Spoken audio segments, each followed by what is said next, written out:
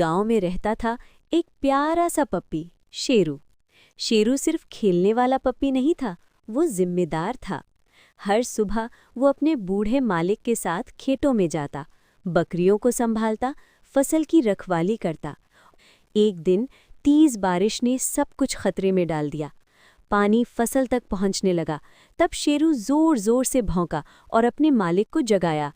उसकी हिम्मत और वफादारी से फसल बच गई।